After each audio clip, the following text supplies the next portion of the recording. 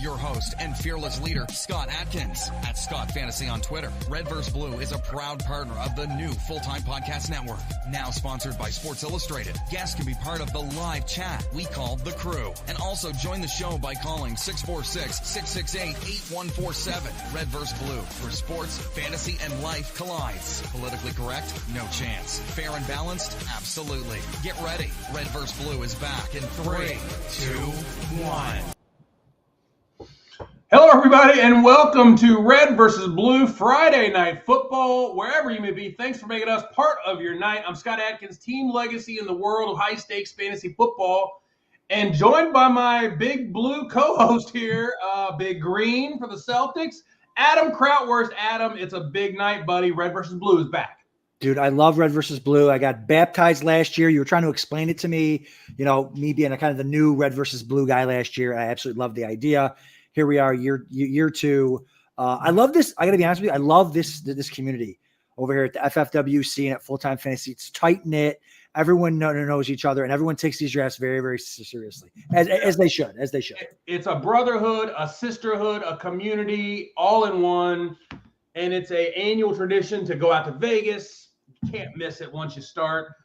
This is the Red versus Blue draft to kick things off here at the high stakes world of the Fantasy Football World Championships. You can visit the FFWC at playffwc.com. That's on Twitter. That's on Facebook. That's everywhere. Playffwc.com. And you can jump in. We've got starter leagues, dynasty leagues, high stakes leagues, and everything in between. Tonight is the kickoff Red versus Blue draft, the Las Vegas Fantasy Championship draft that we draft online or at Circa live in Las Vegas. These participants are online, and this is season 12, our 12th annual Red versus Blue season, episode 296. Adam, we're almost at 300, bro. Dude, that's unbelievable. Happy to be a part of it for sure. It's the drafts. Some say that these Red versus Blue drafts set the ADP for the season. I know we have ADP. In fact, we have an ADP tool over at FFWC there. This is super fun, super competitive, and I love podcasting these for sure. We are going to get to know all the participants tonight. The draft has already started. Big shout out to Commish Roy in the chat room there, running the draft, making sure everybody is on time this evening. And BSOL gets us started. Frank Shinnick with the one pick, Adam. Christian McCaffrey, we see a lot of it. Christian McCaffrey seems like the one pick. Is there any conversation? I know the reigning world champion was in our magazine draft at the Pro Forecast. It's 35th year, and he took Breece Hall. Is there any chance anybody goes astray from one of those?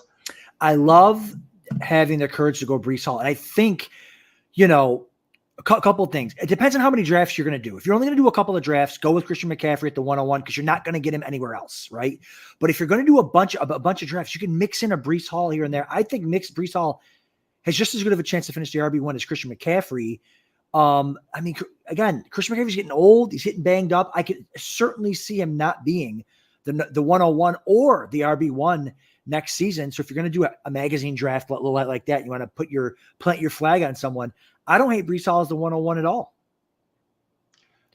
The improved offensive line, the improved quarterback play. You have to remember, if you do take a running back, it's a little less impacted by the wide receiver or by the quarterback position. Whereas if you draft a wide receiver in the first round, you are tied to the hip to that quarterback. We saw it last year with Garrett Wilson, and his stock plummeted after you spent a first-round pick on him. The 2-pick, resistance is futile, taking Tyreek Hill. Now, that's Scott Lawrence and Jim Budzik. Tyreek Hill, number 2, you can't really complain at that either. We've seen a lot of that. After the year that he had, he did kind of break down there a little bit last year. But, I mean, come on, this is Tyreek Hill. And I saw the videos on Facebook. I saw your son, your boy, taking on Tyreek Hill at his camp just this past week. That's right. Tyreek was up here in Rochester, New York last week, put on a really nice camp. He spent a lot of time with the kids. But my son Noah, he's 12. He got into a drill with Tyreek. He didn't do a lot of drills with the kids. It was nice. And Tyreek roasted him and gave him the deuces as he ran by. Just an unbelievable moment. Really, really cool. But yeah, Tyreek Hill. So that to me is probably more of a shocker at over CeeDee Lamb than Breece Hall over Christian McCaffrey, to be honest with you. Because, listen, if Christian McCaffrey peaks, he's going to outscore every other running back. But I don't think he's going to hit that peak. He's kind of getting over the hill. He got banged up last year. But Tyreek Hill and CeeDee Lamb, that one to me, I haven't seen Hill go before Lamb many times. But listen, Resistance is making a stand here, and he's an awesome receiver and an awesome offense. Look, Tyreek Hill missed 2 games last year. I think it was 2 games, and only finished 10 targets shy of CeeDee Lamb. So, it's either or. You're getting 1,799 yards from last year. You're getting 13 touchdowns, 119 catches. There's a lot to like about either one of those picks. And sure enough, the very next pick, Say Here Kid, a.k.a. Jerry Bryant, he takes CeeDee Lamb. That's what we're talking about. Absolute, utter studs with those first 3. You then get into sort of the first surprise of the draft. I guess you could call it a surprise. It's definitely a tier of receivers that can absolutely go here. And Amon-Ra St. Brown by Lucky Mike Strikes, Michael Pietras. Amon-Ra St. Brown is the 4 pick in tonight's draft. Don't hate that at all. I had a lot of success last year. I know Jack Holstein and I teamed up for a bunch of drafts, a bunch of main events over here, world championship teams, where we took Amon-Ra St. Brown at the 7th spot, 5 or 6 spots ahead of ADP. Amon-Ra is really, really good. That is kind of a shocker there. Lamb at the 103 in a draft where you have to start 3 receivers. You can start up to 5. Lamb at the 103 is a pretty interesting shocker pick too, that it lasted that long. Amon-Ra, listen, you can make the case that he's up there with the Jamar Chase, the Justin Jefferson with the question mark at quarterback, certainly at A.J. Brown. I don't hate that pick at all. No, you can't hate it. It's a monster pick. Amon is the offense there, the main offense for Jared Goff, a resurgence there in his career last year, and another guy with 119 catches, 1,500 yards, and 10 touchdowns. What's not to like about Amon-Ra St. Brown? There are a couple of other names there that are in this tier. You have Amon-Ra. You're kind of splitting hairs here with Amon-Ra, Jamar Chase, who had a bad year last year, Justin Jefferson, who has quarterback issues that we think, and you could even throw in A.J. Brown to this list. All of these guys are elite, and sure enough, this is the order of this draft. We see it right here at the 5 pick. Mr. Stink, Andrew Palermo goes Breece Hall.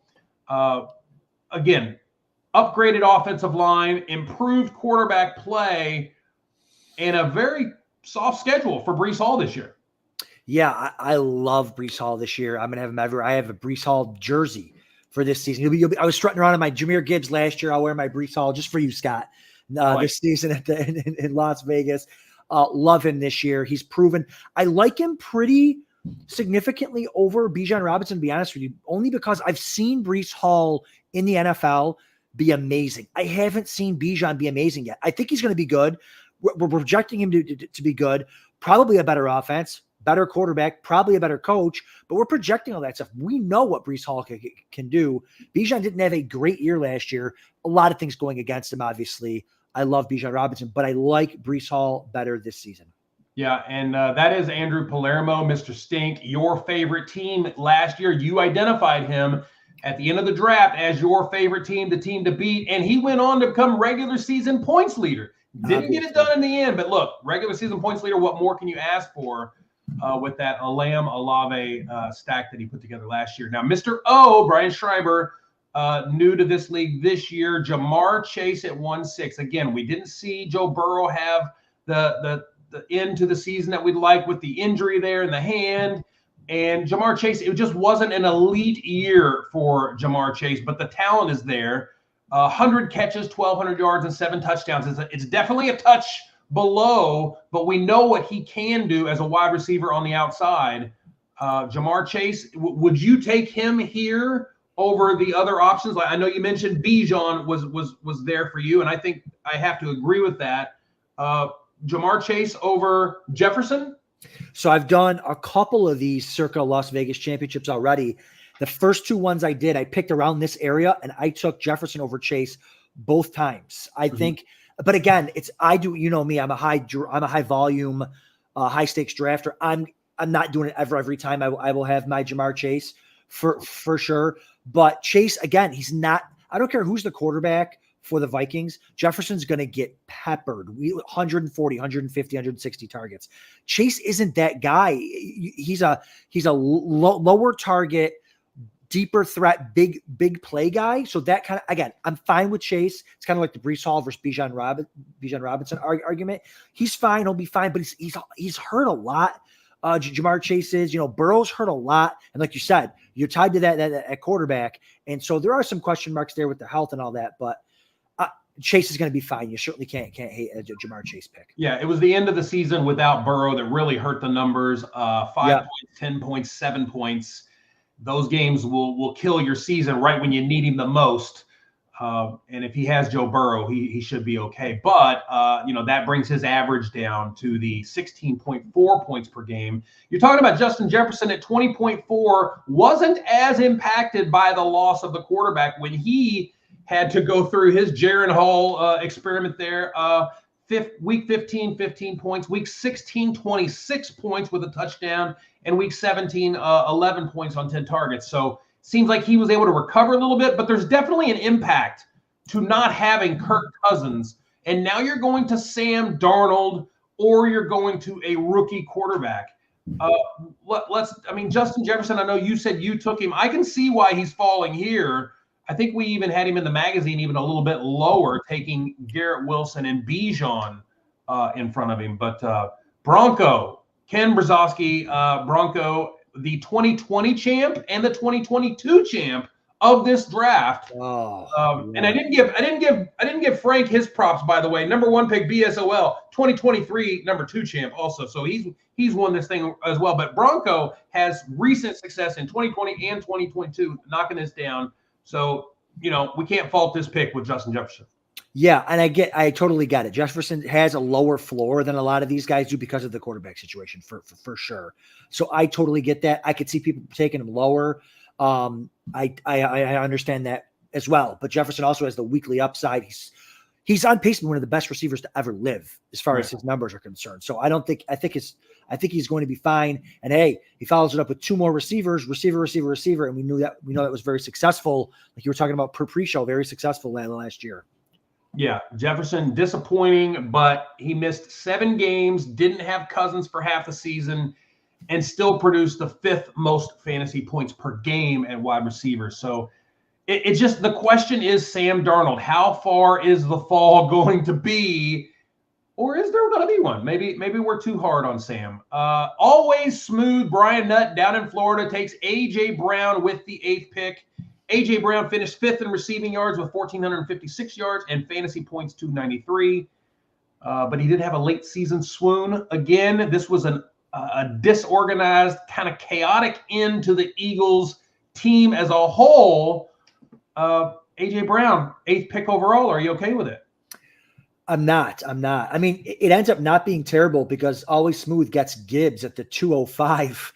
So it's almost like if you flip-flop those, you'd be okay with it. I really like all the receivers that went ahead of A.J. Brown. I like Garrett Wilson ahead of A.J. Brown. I like Puka Nacua ahead of A.J. Brown for sure. So I got him about 2 receivers further down the list. But in the first round, a difference of 2 receivers can be a big difference. So I just think, Devonta Smith, I think is a rising star. He gets paid. The question marks around Jalen Hurts, the quarterback there, kind of fading at the end of the year. I just think Garrett Wilson showed you with the, no offense, earmuff Scott, with one of the worst quarterbacks you'll ever have ever. Now it still goes for 1,000 yards. Now he's got Aaron Rodgers, one of the best quarterbacks ever, who loves to lock into those number 1 targets. See Devontae Adams. Garrett Wilson to me is gonna smash A.J. Brown's numbers just on like being able all the targets he's going to get me force fed there. There's too many mouths to feed, I think, in Philly for A.J. Brown. He's also got some injury concerns too. So A.J. Brown's okay, but I like Puka. I like Garrett Wilson over him and Bijan for sure. Yeah, 106 catches, 1,450 yards. I think they may have fixed this. They're attempting to fix what ailed them last year, though, right? You bring in Kellen Moore. He's had a top 12, 13 offense, I think, in 4 of his last 5 seasons. So it's going to be a better offense. You've got A.J. Brown, who runs 27% of his routes from the slot. should be involved quite a bit in this offense, as always. I think he's got a very safe floor. The question is the upside, and you're always looking at upside, but you're not necessarily consumed with it in the first round. What you don't want to do is you don't want to miss. You don't want to whiff that first pick. So I'm perfectly fine with a safe A.J. Brown. Always smooth, Brian Nutt. Florida Hitmen. We got to talk about Florida Hitmen. Tom Morrison, the 2023 champ from last year. Great job, well done. Takes Garrett Wilson from my New York Jets. Way to go. Love it. And I want to say some things about Florida Hitmen because he won it all last year from the 11 hole. He started Amon-Ra and A.J. Brown. He went ETN and Jalen Hurts as his fourth pick. Now, that's not what won him the league, right? You and I were talking about this before the show. Yep. He took Sam Laporta in round 18, okay? So that was the powerhouse play there that powered him. And not to mention, he also had another big move, and we'll talk about it later in the show. So Garrett Wilson, nice pick here, especially with the improved offense in New York. Gets Aaron Rodgers. This is what we wanted to see last year that cut so short. 5 plays into the season. I know. Garrett Wilson, the 9th pick overall. It sounds like you're okay with it. I love it. I mean, there will be times. I mean, I don't care. I'm going to draft against all these guys so many times. And one of the things I love about this community is they keep score, they take notes, all that type of stuff. But I don't care. I'm going to say anyways. I will take Garrett Wilson as high as, wide receiver 4 this season. I think he can finish as a top 3 for sure. He's going to get the targets, and he's just awesome. He's poised for absolute breakout. Ohio State, they don't miss with the receivers. So many good things to say about Garrett Wilson. He did it last year with no quarterback all season. So I really, really like him. I know you're projecting a little bit here, but I love him there for sure, especially, and you can usually get him later. You can usually get him like after Puka. But no, I really like that pick. Yeah, 168 targets and a 30% target share. That should come down a little bit now that you've added a few weapons for the Jets. I mean, it was basically Brees and Garrett Wilson, and that's all they had last year. I mean, Lazard was the next in line. I mean, it was bad. It was bad. Right. That's right. And now you've added several wide receivers, Mike Williams, Malachi Corley. Yeah. So there's a couple of other options there, and you bring in another running back. I mean, it should be better. But here we go. The third guy that we talked about, we were thinking about who to put on the cover of the magazine, and of course we knew McCaffrey would be there. We did go ahead and add Breece Hall because the reigning world champ, Pat Sorgi, did take Breece Hall number 1 overall. So it was a discussion. Does that mean you should take Breece Hall at number 1? We're not saying that, but hey, the reigning world champ. Right. That's right. The other option was to add a third running back to the discussion because, again, just because CMC looks like he's the best on paper doesn't mean he's going to finish number 1. There is a case to be made that Bijan Robinson finishes as the number 1 running back. Again, there's a lot to this offense that we have to unpack. And Adam, not only it's not just coaching and quarterback. There's a lot there. Yeah, I mean, there is a lot there. He is a do-it-all back. I mean, 1,400, almost 1,500 total yards, 6th among running backs, 51 catches, ranked 10th. And they were, that one, and he barely played sometimes too. The one game where he was kind of sick, was he hurt? Was he injured? Then they bring him into for the last run of the game, like that type of deal. Like what was Arthur Smith doing there? So many games where he just kind of wasted. But you're right, a lot going on there. But Kirk Cousins is a quarterback who will check down to the running backs. And the running game is going to go through Bijan Robinson. Hopefully, again, Algiers still there, and Algier is not a bad running back at all. So, again, we're projecting a little bit, whereas we know a guy like Breece Hall, CMC, they're going to get all of those touches. But there is, if you can tell yourself a story where Bijan Robinson is the running back 1 overall this year. So I don't mind that pick at all. And I even like I don't know how much further we want to get down into the team, but I like that he made it a 0 RB team. Hero RB team. Make your pick on Bijan and just hold to it. Hold to it, and history has proven that you don't have to have a running back there. But we will talk about the strategies of team construction and what worked for the teams last year. The 11 pick, Red Zone Raiders, Puka Nacua. You couldn't ask for a better season from a rookie wide receiver than Puka Nacua. Lawrence Curtis and Lawrence Curtis Jr. take him from the 11 hole. And the other options, I mean, it has to be Puka here. There's Adams, there's London, there's Harrison. You see as the other wide receivers on the board, but you got to take him here. Otherwise, he's not going to make it past that 12, 13 pick. You got to take Puka right there. And I mean, look, this team has Cooper Kupp, but we saw how those two fit in last year, and Puka's stats were phenomenal. That's a great pick. That's a great, pick by them at 11. Great value there too. I think he goes maybe a couple picks past ADP. Again, got to start through 3 receivers, so receivers are very valuable. So I love that pick. It's a pretty easy pick for me there. Puka, love that. Because Matt Stafford is a receiver maker. He's a receiver king maker. He did it with Cooper Kupp. He did it with Puka Nacua. Hopefully he's got them both healthy this year. And I even love his second pick, Drake London. I love that combo there. London's creeping ahead of Marvin Harrison in drafts now. Harrison used to be going ahead of London. Now people are in on that London bandwagon. I love Drake London this year as well. So it's a really nice start for Red Zone. Nacua ranked 4th in the NFL, 1,486 receiving yards, 160 targets to a wide receiver 4 finish. Again, this is another play that, won you your league last year. Puka was one of those players, 18th round in this league, finished wide receiver 4. I mean, that is the stuff that Kings are made of here in fantasy football. 18th round, Laporta and Nacua, okay? So everybody is an expert, and everybody's a pro, and everybody loves fantasy football. We're all fantasy legends, right? And then it's like Puka and Laporta in the 18th round. In the month of June. Again, these are June drafts. Yes. So these guys are sticking their necks out here, taking a shot on the information they know to be true right now. We didn't know Puka Nacua in June. We didn't know Sam Laporta in June. Well, some people did. But we didn't know what that was going to be until closer to August and the camp news that started buzzing around about Puka. You started to hearing about it, and then the ADP started to skyrocket. Finally, in the last pick of the first round, arch enemy Terry Reams, Jonathan Taylor. Now, Terry has experience as well. Won this league, the 2022 champ of Red versus Blue 3. So he has some winning experience. Takes Jonathan Taylor. Taylor, by all accounts, in this offense, especially with a quarterback back in Anthony Richardson, fully healthy, ton of momentum, strong run blocking offensive line. He only played 10 games last season, but he still flashed elite potential. I don't love this turn for arch enemy here. I would have taken Gibbs over Jonathan Taylor. I'm not high on Jonathan Taylor this year. I feel like he'll be okay if I can get him like in the mid to late second round as maybe the RB6 or something. But I think he's going to lose a lot of the rushing work to Anthony Richardson. And I wouldn't have hated it if he would have come back around here. I know we're 6 rounds later, but already this draft's flying. I love it. If he would have come back with Richardson later on, but he comes back with Lamar Jackson. Like I would have, if you get JT and then Richardson, you're locking up possibly 30 rushing scores between your quarterback and your running back. I would have liked that plan. So I would have gone Gibbs over Taylor. And then Adams, I like Adams behind London, behind Harrison Jr., maybe even behind Olave.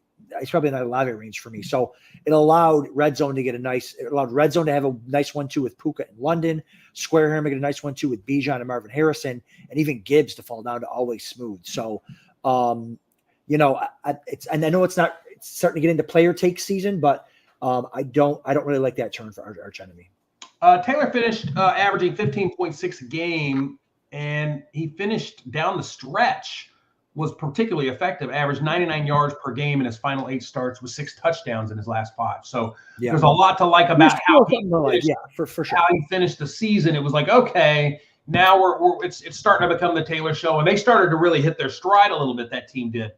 And the ADP, the FFWC ADP is not that far off here. They have Gibbs and Taylor back to back right here.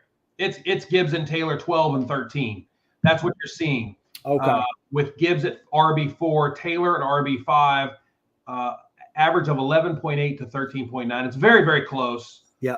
So I don't mind either player here. I don't think that matters. And then when you're talking about we'll save the rest of that analysis. But great start to this first round, man. It's a good first round. There wasn't a lot of flash. Usually in Red versus Blue, we see something that just kind of blows you away. Nothing really knocked our socks off here. it was a pretty chalky first round. Maybe we'll start to see a little bit more flash and pizzazz in these later rounds. We do want to bring somebody on to the show, though. I hear we have a guest. We do. Let's bring him on. We know very well from the Meet the Player series. Comes with a pedigree of high stakes championship finishes, high stakes leagues, dominators, all kinds of success last year, the last couple of years, right there at the very end. And last year, we're talking about a number 2 overall finish for Mr. Evangelos Lilas. Welcome to the show, my man. What's up, fellas? How you guys doing? What's up, buddy? Listen, I don't know how many episodes I've done for this yet, but I think I've had Angelo on me 3 or 4 times, and every time I'm learning something, we're grinding out, thoughts and working stuff out on the show. Angelo's he's a man of the high stakes people. He's a high stakes grinder, and I absolutely love it. Like they say, even a blind squirrel finds a nut, right? That's right. You throw enough darts, something will stick. So. That's right. Let's talk about this second round, Evangelos. We've got this Davante Adams, Drake London, Marvin Harrison Jr. Now, I'm just going to ask you to rank those 3. Is it that order?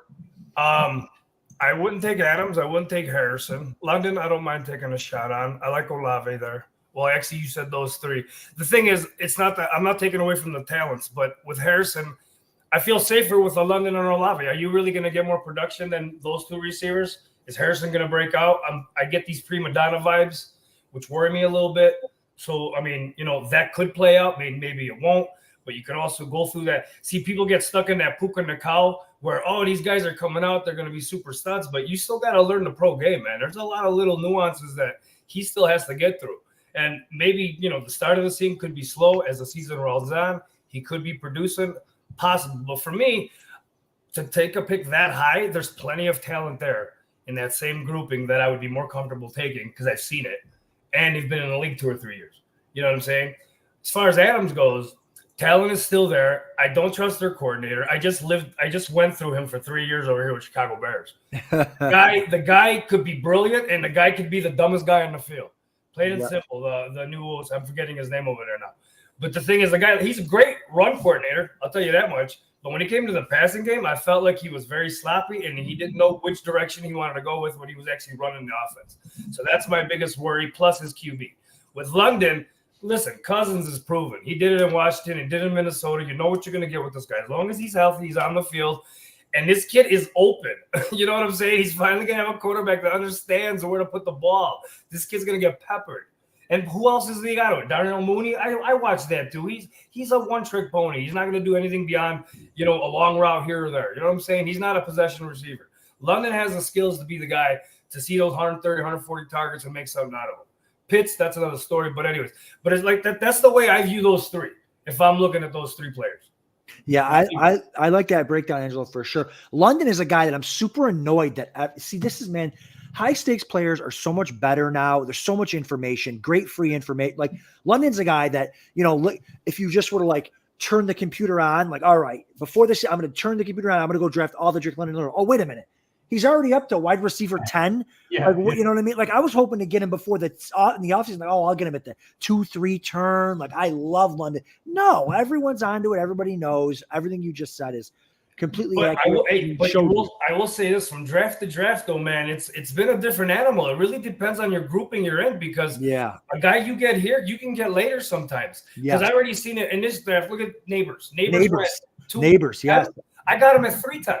Yep. That's a full round swing right there. Yeah. And I actually, before the season started, I was talking to a buddy of mine who does a lot of drafts, and I told him this year you will see bigger swings than normal. You just will, with certain, depending on your draft grouping and how players are coming in now and what information they're feeding off of. Because a lot of people like to use numbers and analytics now, and you'll see guys going in the 4th round, you'll see guys going in the 6th round, and it'll make no sense. It'll be like, how do you get such a big swing like that? But it's happening. I've seen it.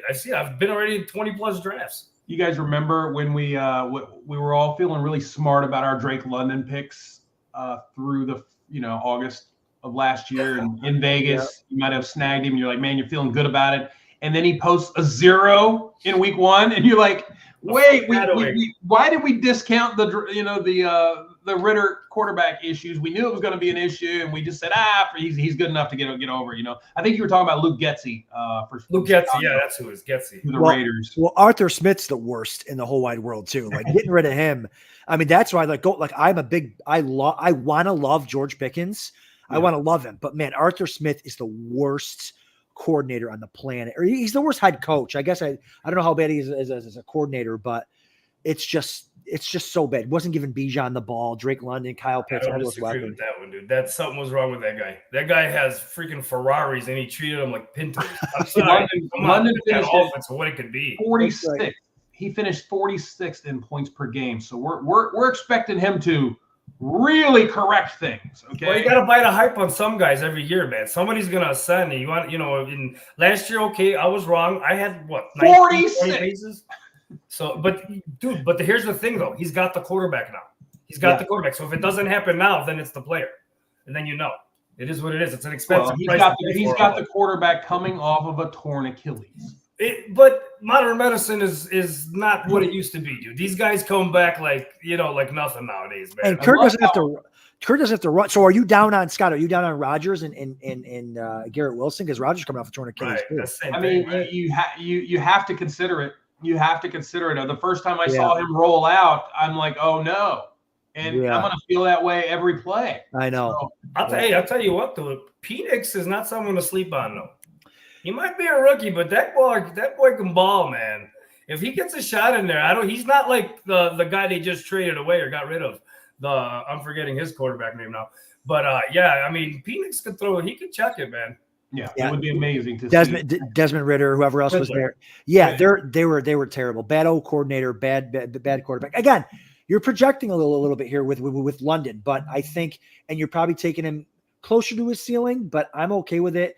And it's such a receiver thirsty league now for fantasy football. It's like, if I don't get a receiver in here now that I like, I mean, look, Amari Cooper, 3.0, 3.10, like that's too high.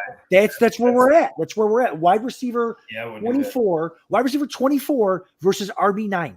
Like that's what it's like. You got to get your receiver, so they're freaking gone. Look, well, the thing is, if you do FFWC, it's going to be 2-1. Yes. By the time you get it's 2-1, but until you get to the middle rounds, and then it starts balancing out. Yeah. The thing is, I see, like, when you get to the point where you're overdrafting a receiver for the sake of drafting a receiver, yes, and you're letting go a running back that should be there. Like, you know what I'm saying? There's guys that are in the 5th, 6th that should be in the 4th.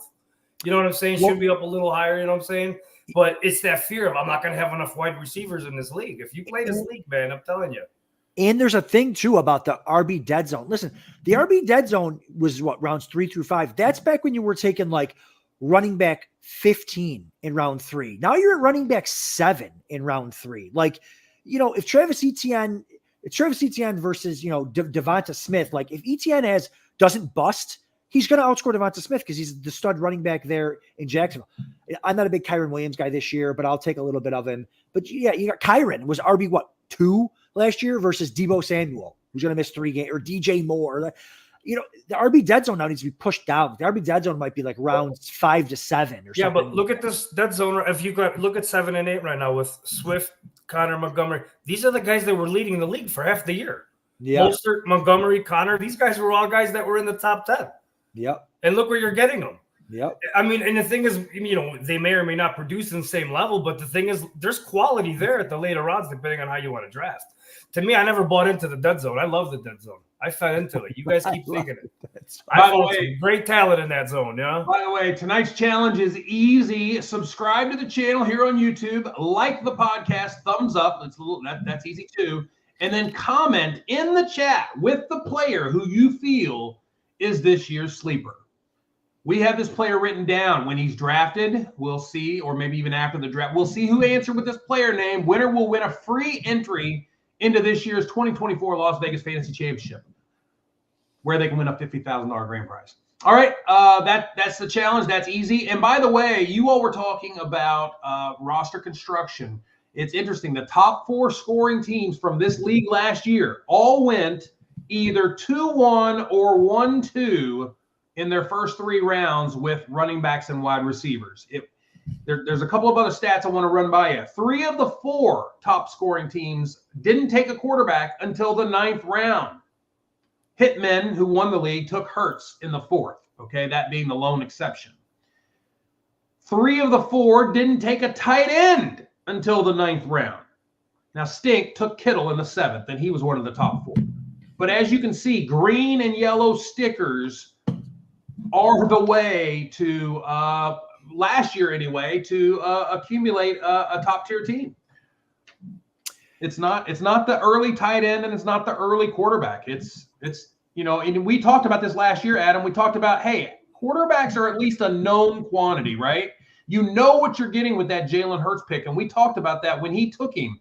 We said, you better be sure that the player that you're missing out on, the Chris Godwin, for example, I think it was last year, that the player that you're missing out on, has some questions, because if you're going to take a Chris Godwin over a Jalen Hurts that is lock solid top 5 quarterback, you better be sure about Chris Godwin, right? I mean, That's the thing. When you're avoiding that top, I mean, it seems like in drafts this year, I like to have that top 7 quarterback. If I don't have that, I'm okay with anywhere in that top 7. I definitely don't want to be number 1, and I'm very rare, unless it just falls to you in, late 5th, early 6th round or something. It seems like you want to fill up with these running backs and wide receivers because you're going to need them with the dual flex lineup rules here. Yeah, and that's 100% right. And people are so smart over here at the FFWC. Like, they're not – you just see quarterbacks falling and falling and falling because they know – I can tell you something. I started drafting very heavily over here probably 3 years ago.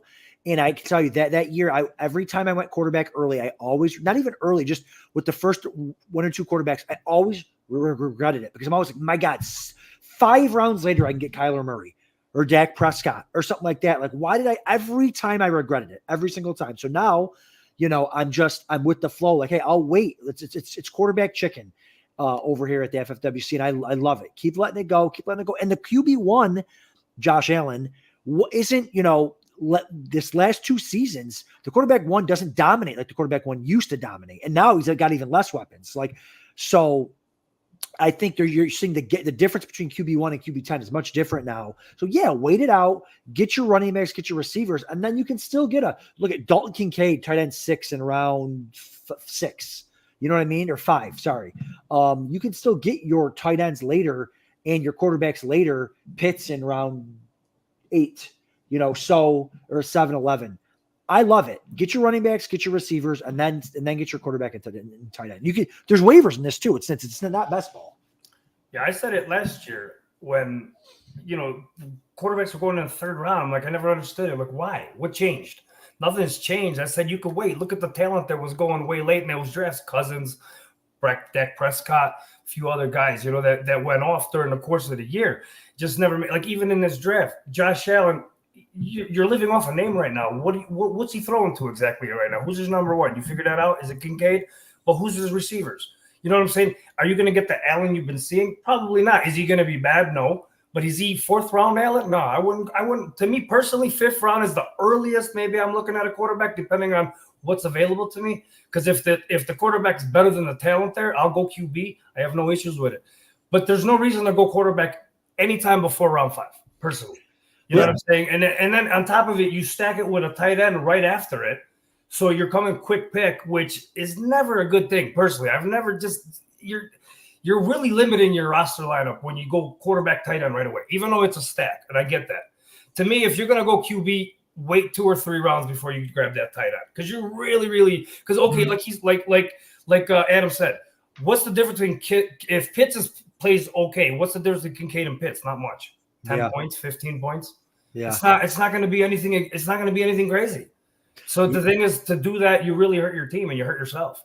Yeah. And the thing about Josh Allen too, I never want to speak poorly about my son Josh Allen, but he's been QB1 for 4 years in a row now. Just odds, even if he had elite weapons all over, even if he had Philly's offense, it's there's eventually he's not, just the odds say he's not going to be QB1 for year 5. And now he's got less talent than he's ever had. So I completely agree. I won't have, and I'm Scott, I'm a Josh Allen, but if I can wait 3 rounds and get or 2 rounds and get Jalen Hurts or full round. Well, I mean, what's the point differential between them? That's right. It might not even be this year. Because It's rather Allen finishes. If Allen finishes number 1 this year, he's the best quarterback ever. I don't care. Wow. Get nobody around him. He already is. Unless he runs for 30 TDs, dude. Come on, man. It's just not going to happen this year.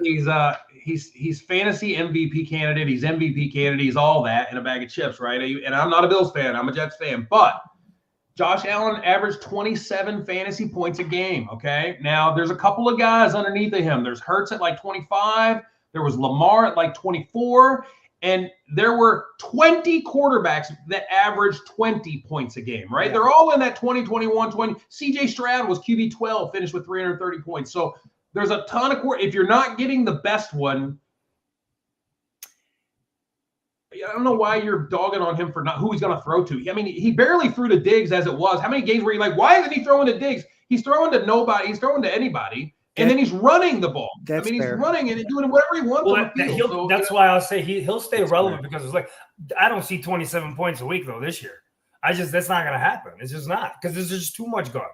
Gabe Davis, Stephon Diggs. You know, who's he throwing to? Curtis Samuel? You know what I'm saying? I mean, this is what he's going to be working with now. So it's going to be a different offense. I will agree. It should be a little bit more run-based because you brought in 3 more offensive linemen to sort of make that work, right? It wasn't working last year. They knew it wasn't an option, so that's why he would always scramble and run and throw and do all the things that he did. But they brought in they did 3 linemen in the draft, and so maybe we'll see a little more James Cook. But when push comes to shove, and look, this team isn't going to be better, right? I don't think they're going to be better. So that means it's going to be in more competitive games and more shootouts. And you know, the thing that we were worried about with Allen, a lot of those games was, well, they're going to be ahead, and you know, they're not going to have to throw that much. And you know, this year it may just be a case that you know he has to throw more. So that's all fair. Yeah, that's all fair for sure. I don't disagree with what you say, but for me, for where I can get some of the other QBs, why take the chance? Why waste that round pick? And that's the way I'm looking at it. There's so much talent there. I'm with you, Angelo. I mean, Patrick Mahomes has never had more weapons than he's going to have this year. If Rice played, like, I'll take him a round and a half later, a round later, like, and look, you know, I just think there's other options there for sure. Yeah, the stacking is kind of nice though. If you can do that Allen Kincaid like he's done here. And I like it in best ball too, because who gives a shit who he throws to, right? It's like I don't care. He's gonna throw to. It's cheaper. Here, one of these games, he's gonna, it's cheaper and it's easier to do. For sure. All right, the sleeper that we had targeted. I don't think anybody guessed it in the chat. I still don't see the name. There's Rashichi. That's a good one actually. I like that one. Way to go. Yeah. That was not it. I saw him just drafted. It was Jameson Williams. Jameson Williams. I don't want to tell you guys my sleepers. What we will do, though, is we will take everybody who has a guess from this point prior to that guess. Everybody that typed in the chat will be in. So that's the list right there. If you put a name down, you're in the drawing. Nobody guessed it. Yeah. So congrats, you guys have survived the cut. My sleeper's McCaffrey. Draft him, I promise you. That's right. Luke. Luke. Luke. There you go, Luke McCaffrey. All right. I tell you, to say him, I probably wouldn't draft him number 1 this year, man. A couple of other interesting nuggets about the draft. Look, Mostert went RB 75 in this June draft last year. He finished as RB 5. Kyron Williams went undrafted last year, and he finished as RB 7. Let's talk about Kyron Williams just a little bit, fellas. RB 8, he finished as RB 7. You bring in the rookie Blake Corum from Michigan, and Kyron Williams was an absolute monster. The dynasty community didn't like him. The Debbie community liked him years prior to that at Notre Dame, but then all of a sudden he falls out of favor and doesn't have good combine works, and all of a sudden he wasn't handpicked. He sets it for a year, really doesn't do anything. In his second year, he just breaks out. And it reminded me a lot of how Arian Foster just sort of came out of nowhere and was the beast. He looked really good last year, but now he's steady at RB8 in the 3rd round. Are you buying on Kyron Williams? Angelos, I'll start with you. I haven't taken him anywhere yet, man. I mean, I'm sure I will take a piece of him, but he worries me personally. I know the talent's there. I mean, the numbers are there. The usage will be there, but that's my issue is the usage, and he's fragile. I don't know how many games he'll hold up, and that's always my worry with a guy like Kyron Williams, who's not like the bulky type running back. you know what I'm saying, is taking that pounding through the course of a year. Really love Blake Corum. That's going to make some noise. I think that's going to have a lot more impact than people are going to expect. But, I mean, the talent is there. I love the talent, but my fear is how many games am I going to get out of Kyren Williams? And if he does get hurt, is it going to be at the end of the year when I need him the most? This is my worry with this guy. And this is why, you know I don't want to draft for injuries and, you know, you want to look past it. But with him, you know, every year, you know, I like to look at numbers, but I also like to look at my feels and how I think of a guy. And there's something about Kyren this year that I don't know. I don't mind letting the other guy have him.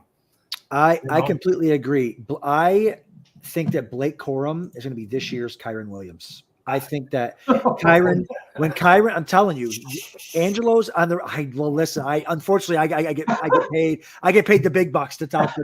I wish I could keep that to myself. I think Corum might be better than Kyren Williams. I'm not saying he's going to win the job. I think McVay loves Kyren Williams, but he's not. It's not a knock on. Most running backs don't hold up the full year, and so the games he misses, if. You know, we never want to wish injuries on a guy, but if he misses significant time, Corum's going to come in and he's going to smash. I can promise you. You're getting him in the 9th and 10th. You're getting him in the 9th. He's such a perfect pick if you want as like your 4th running back or 3rd running back and like a hero RB build. I love taking him there and just stashing him on my bench. And just, I mean, Kyren was crazy. I mean, everyone knows what Kyren's numbers are. I mean, the guy went 1,100 rushing yards, 206 receiving yards, 15 touchdowns in 12 games. I mean, if Blake Corum, he was phenomenal. And what's even better is McVay doesn't split carries. So you just let Kyren Williams do his thing. I mean, you could even make an argument to take both of them on the same team. I know you're not supposed to handcuff your own running backs. I get it. But if you take them both and one plays 8 games, the other, whatever, as long as they're not cannibalizing each other in game, you have an RB top 5-6 running back the entire season with your 3rd and your 9th round pick. So I don't hate that at all. I love Blake Corum this year. And for that reason, I'm not really taking a lot of Kyren Williams. I mean, I'll have a few pieces, so I, don't completely avoid him. I'm sure I'll take him somewhere, but plus he's gotten cheaper now. Don't forget, so at the beginning of the year, he was going in the 1st round, beginning of the 2nd. Yes. Plus, and now all of a sudden he has that little ankle injury, and all of a sudden he's dropping into the 3rd now. Yeah, you know what I'm saying? So there you go with the injuries again. See what I'm saying? Yeah. Back, so we'll see what happens with him, A lot of exciting players taken in that 2nd round. We talked about Drake London, Devontae Adams, Marvin Harrison, Olave, Gibbs, Brandon Ayuk at 2-6, wide receiver 13. Ayuk emerged last year as San Fran's top target. And there was another stat we saw that was he ranked 3rd with 3 yards per route run and finished as the overall wide receiver 13. That's interesting. 3 yards per route run. You got to see that. You got to be like, hey, maybe if we just continue to get him the ball, that the good things are going to happen. He's entering a contract year and he wants to get paid. How much of that is weighing on your mind, Angelo, when you're thinking about drafting Ayuk in the 2nd round? I love Ayuk, dude. Love the talent. I took him on Dynasty when he came out as a rookie, so I've watched him grow, go through the pains, all the bull crap. He's a good receiver, great route runner. He's probably their best receiver. There's a lot around him, though, man, and that's what worries me. That's a very high pick for Ayuk. Last year, 4th rounder he was going. This year, that's a high price to pay. I mean, the talent is there, but for that price, is he a 270, 280 receiver? Is he a 260 receiver? Or is he in that 240 to 230 range? And that's what I see when I look at him. Like, a lot of talent, great numbers, but I could see a guy like Evans outperforming him, Pittman outperforming him, Neighbors outperforming him. So, I mean, like I said, love the talent, love the player, don't like the spot. You know what I'm saying? I mean, that's a lot to invest with what went ahead after him.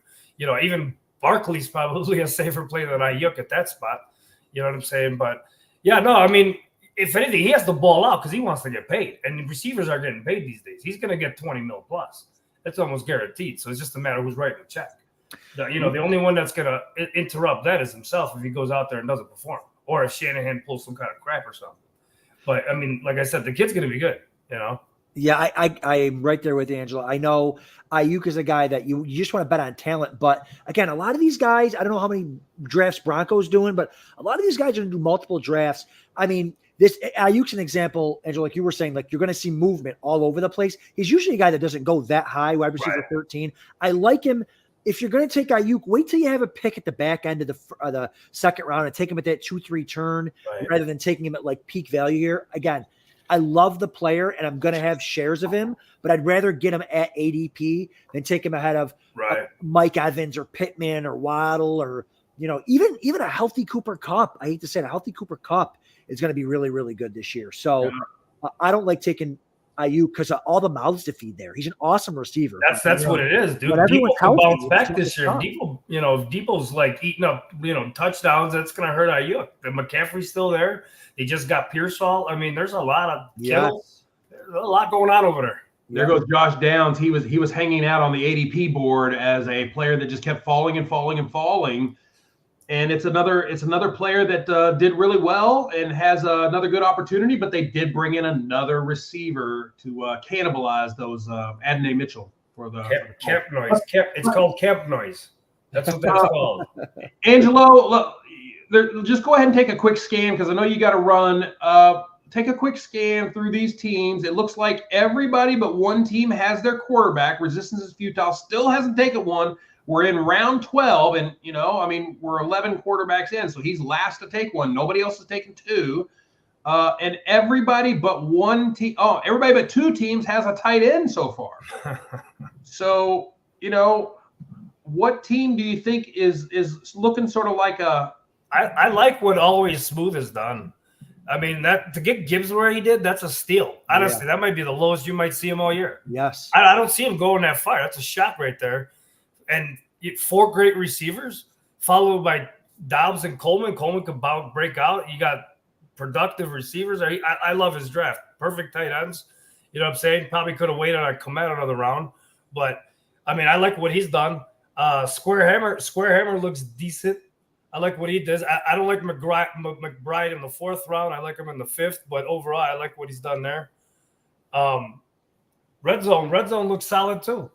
That's a pretty solid draft too with Pacheco and a chain right there. A chain actually that might be one of the lowest spots I've seen. That's crazy. I just noticed that. Yeah. 4-2. I mean, that's if he break. And the thing is, I'm not high on a chain. I just don't like him in the 2nd round, but I'll take him in the 4th round all day. His ADP is 28. Yeah, and that's crazy. Yeah, that's what I'm saying. So that's the lowest I've seen him all year. But there's a lot of good builds in this one. From what I see, it should be a very competitive league because even Team 12's built it right. I know you were saying about the Lamar thing, but if you look at the overall construction, it's solid.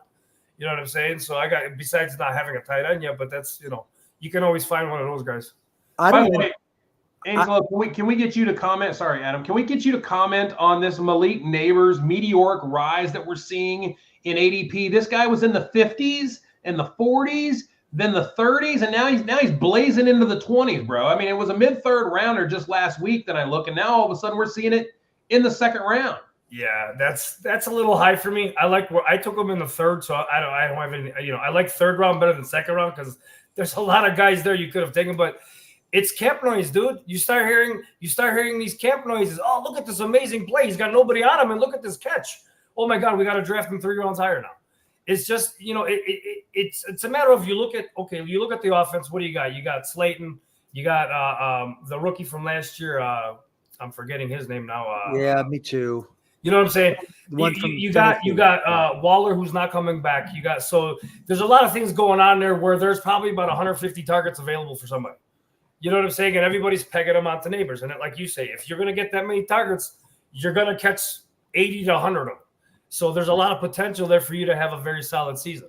So that's why I could see the hype on Malik Neighbors. I mean, he is their best probably offensive player on that team right now from anything I've seen. You know what I'm saying? I mean, Jalen Hyatt, that was the other receiver. Jalen Hyatt, yeah. I was just looking at that. But he's a speed guy. Neighbors seems to be a guy that he could be a speed guy. He could be a possession guy. He can basically make the defense look his way, which could open things up. You know what I'm saying? So we'll see. He's Jamar Chase, but yes. I think you hit the nail on the head. It's the Danny Dimes problem. No receiver with Danny Dimes has eclipsed 770 yards. That could be. Yeah. We have to. But who has he had? I mean, my thing with Neighbors is I was taking him at wide receiver 26 and I was getting killed for it. Now he's at wide receiver 16. Again, it's a little high, but you compare him to Marvin Harrison Jr. Like Marvin Harrison, people were saying Neighbors, some draft nicks had him as good as Marvin Harrison Jr. I don't think he is, but very, very talented right there with him. Now he goes to a team that the quarterback's not as good, but there are no weapons he's going to get they stink. He's going to get 150, 160 targets. Right. Absolutely. And you're just hoping he does something with them. That's the thing. You just hope he does something with those That's targets. right. That's right. So, again, wide receiver 16 is a little high. You probably could have waited and got him in the third round, but I really like him this year. And this is where you got to be careful with the rookies. And when I took him at 310, I evaluated what was there. To me, he had the highest upside of potential of what was left from me. So that's why I took him where I took him. But if I'm picking at 210, I'm not taking Neighbors. I'd take Waddles. I'd take Kupp. I'd take Collins. There's a lot of guys. I'd take DJ Moore before I'd take Neighbors. You know what I'm saying? Because I've seen it and I know what I'm going to get from DJ Moore. You know what I'm saying? Or other similar guys in that place. So, but hey, teach his own, man. All right, you'll see him in a draft room near you, Evangelos Lilas. Thanks for having me on, man. Almost the world champion 2 years in a row. Let's make it happen this year, buddy. All I can do is slap. Angelo, you going to Vegas this year? No, maybe you never know, but it's hard because usually the old man's on vacation, so I can't leave. Okay, all right. So I got to run a store, That's shut it down 1 week. That's it. 1 week. Shut it down. Good thing, I got you. All right, boys. Thanks a lot. Thanks for having me on, man. All right, buddy. Take care, guys. What a great fantasy mind he is. I mean, he's seen the high stakes world since the beginning, and he's been right in the thick of it, right there at the end, the very end, at the top of the leaderboards. Yep. In just about everything you can imagine. I love his analysis and his takes. Now, again, we're talking about teams and the way to win this thing, and I don't see any this year. Now, maybe these days are fading fast, or maybe this is just an anomaly here. I don't see the 5 wide receivers, 6 wide receivers start in this league. I see one team went ahead with 3 and said that's enough. Rippers had the 6 wide receiver strategy last year that, if you remember, Adam, we heaped the praise on. Oh, everything just fell. 6 wide receivers and then 2 running backs, and then everything is there. Well, that didn't work out. He finished middle of the pack. Yeah. And I think Ray Snyder in the chat room here, he said he just said he was talking about the Giants, 150 targets open to 150 receivers. LOL, the Giants. That's right. Ray was the one that took the 4 defenses. I don't know if we ever got an answer to that 4 straight defenses. That way I finished last place, Ray. I don't know. Was that an auto pick? Did you fall asleep or something? I don't know. Look, here we go again. Keenan Allen now with the Bears. Is he the number 2 wide receiver? Is he the number 1 wide receiver? Is he the number 3 wide receiver with Rome Odunze? There's no doubt in my mind that Rome Odunze is the most talented wide receiver, not in this rookie draft, but in the years prior rookie draft. Like Jackson Smith and Jigba, if you put in Jigba next to Odunze is better than him in every way. And so, it'll be interesting to see how that fits in with 2 studs like Keenan Allen and DJ Moore. That's a loaded field. But Keenan Allen last year, we talked about him all in the summer, that he's still elite. The age is not an issue for him. The numbers and his metrics were still elite. He was drafted like as wide receiver 16, and he finished as wide receiver 8. So it's interesting to see that offense now with Caleb Williams. What do you make of this Bears offense, Adam, and what do you do with it? I think I really like the Bears offense. I just don't know. I like it more. I hate to cop it. I like it more in best ball, man, where I don't have to pick, because they're not going to all smash every week, right? Is Keenan Allen going to work out of the slot? Probably. What's DJ Moore going to do? Last year, he was the only guy there, completely different quarterback.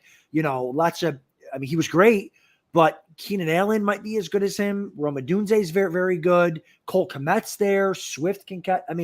Lots of. I love it for Caleb Williams. I love taking Caleb Williams for sure because of that reason. I think he's still on the board here with 14 quarterbacks off the board. But I just don't know. Setting my lineup, Scott, from week to week is going to be a pain in the freaking butt. Now, if you take DJ Moore in the 3rd round, you're not benching him. But it's like you could see 2-3 weeks in a row where he doesn't do much because you've got Keenan Allen lighting it up or Odunze lighting it up. So, and it's a rookie quarterback. Again, we like Caleb Williams. We think he's talented, but he might not be. He might be a head case. Quentin Johnston is the player that nobody wants to draft right now. His ADP in the FFWC is 11-11, and he's just falling. Nobody wants to touch him, and we're several rounds in. It happens every draft. You see players that are on the ADP that for some reason this group of 12 just doesn't like. And Quentin Johnston has a great opportunity here. You've got competition for targets, but you've got all these targets that have been vacated by Keenan Allen and by Mike Williams and by the tight end that's gone there, Everett.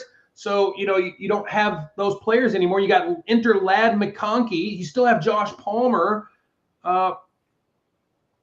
Quentin Johnston has an opportunity. I mean, we'll see what he can do with it, but nobody wants to take him, and we're 3 rounds past his ADP right. Oh, there he goes. There he goes. We made it happen. There we go. We did it. We brought him home. Mr. O's listening. He loves it. The thing that I wanted to see from Quentin Johnston or hear, and the Chargers are saying it, Quentin Johnston is not a deep threat. He's an underneath run after catch receiver. That's where he was most successful in college. They didn't use him like that last year. All they've been talking about with the Chargers is how they're going to use him underneath, run after catch, slants, screens, all that stuff. That's where he can be most successful. And if that's what they're doing with him, he can be good. I mean, I'm not saying he's going to be great because he had a historically awful season for a rookie receiver, but he can be startable. He can be draftable. So I think wide receiver 77, I mean, no pick is bad at wide receiver 77. So it's like you might as well take a shot at him for sure. Yeah, I think I was asking you. I think it was probably April or March of that year, prior, a couple months prior to the draft. I'm like, who's Quentin Johnston? And I think you answered. He was like, yeah, he's one of the stud wide receivers in this rookie class. And I'm like, dead, terrible. It just didn't work out. Let's talk about team construction here. Let's start with the one pick and move our way over. Let's also bring in our guest for the evening here, who is actually in this draft, and he makes it a point to sort of hit the red versus blue drafts. They're always a lot of fun, and he's a lot of fun. Ash Ibrahim, Square Hammer, you're in this draft. Let's break down your team, brother. How you been? Good, man. What's going on, fellas? What's up, Ash? Good, man. What's going on, guys? Bijan Robinson, Marvin Harrison start. I like that combo. Yeah, I mean, honestly, I wanted Drake London, but I got sniped. And then from there, I was like, same reasons why I didn't take Ayuk, you guys already mentioned. So I took Harrison, hopefully for the upside. And then I took McBride, and then I took Murray, so I have a nice stack. Yes. To go that route once I didn't get London. And I decided to go with just one running back as an anchor and then kind of punt on the position till I really needed to. So I think I like my team. I like the construction. I think I got some really strong wide receivers later. I got Shakir, who I think can be really good for Buffalo. Mike Williams, who if he comes back from his injury, got to be better than what the Jets had last year. So I'm pretty happy with my team. And then I took Hawkinson because I figured, why not? I mean, if he comes back from his injury, he was like number 1 tight end for a while. Yeah, no, I like the construction a lot, my man. I mean, from a player take perspective, I love Bijan where you got him. I love Marvin Harrison where you got him for sure. Like the stack and all that in there. Are you happy with how your draft played out? I mean, it's not over, but are you happy with how it played out at running back with the anchor RB? Are you happy with Najee and Gus Edwards as your 2 and 3? Sure. I mean, look, I wanted, again, in this league, you got a lot of good players here. So, I wanted Swift, again, got sniped. So I went with Harris last year. If you look at his numbers, very surprising how good he did. I think they're going to be a running team, especially with our man there. Arthur Smith. Yeah. Smith. So I definitely think he's going to get some carries. And then, Gus Edwards, I again, another coach who just loves to run the ball. Yeah. I know they got a lot of mouths over there, a lot of running backs in the Chargers, but I figure like this, my wide receivers, tight end room can carry me. My running backs, I just need to get some decent, other than Bijan, I need to get some just decent numbers from them. And I think the rest of the team will carry me with my wide receiver room and my tight end room. I love the human side of this stuff, Adam. When you're watching the NFL draft and you see the highlights of Kyler Murray, watching them get Marvin Harrison. Yes. And when they drafted him, it just I just saw something click in Kyler that I hadn't seen in a while. Like he really lit up, and I don't know, maybe I've been a little negative on Kyler, but because of, his antics or stuff off the field and just, it hasn't been working. But when they drafted Marvin Harrison, what happens to a team like that is everybody gets lifted. Marvin Harrison is the alpha on the field. they'll find that out real quick, right? And Kyler knows he now has the guy to get the ball. It's no doubt in my mind that combination is going to work out. And look, you took the combo, you're making it work. And look, we're talking Najee Harris here, but Marvin Harrison is the guy, wide receiver 11. You put your stamp on him, and you took him over known quantities: Olave, Ayuk, Pittman, Evans, all these guys. You're taking Marvin Harrison. That's your guy. That's the team right now. Harrison, Kyler Murray. I like it. Yeah, I mean, again, I did not go into this draft saying I wanted Kyler Murray. For a long time, I avoided him. I just didn't trust him. And, but when the draft falls to you a certain way, you got to pivot. You can't go in with a plan and then that plan, you got to be able to adjust. So, again, these are all very skilled drafters. So I decided that, hey, once I built the stack, and again, McBride, I usually never take a tight end this early. But McBride, again, last year was phenomenal with Kyler Murray. They had a real connection, and I think they're going to be playing from behind quite a bit. They don't have a great defense. So I think overall, it could be a really great stack. Now, look, my team can fall apart. When you stack and if things don't go well, it can definitely hurt you. But, you got to go for the win. You can't win high stakes leagues or leagues with great drafters if you don't take some chances. So, I went in with a mindset of I'm going to take the best player available and hope for the best, but then things change, and trust me, I would have loved to wait to get, Jordan Love. He was kind of a guy I kind of looked at and said, if I could get him in round 9, round 10, I would love that. But I couldn't wait on Kyler Murray. If I didn't take him there, I know somebody would have snaked him from me, and then my whole stack would have been gone. So I had to do what I had to do. And you're coming up on the clock, so we're going to go ahead and let you take that. Adam, I like the way that sometimes the teams just sort of take on a life of their own. He gets the Arizona stack. Let's start with the left side of the board with BSOL, and let's take a look at his stack, where his team construction. He takes Purdy and Daniels at quarterback.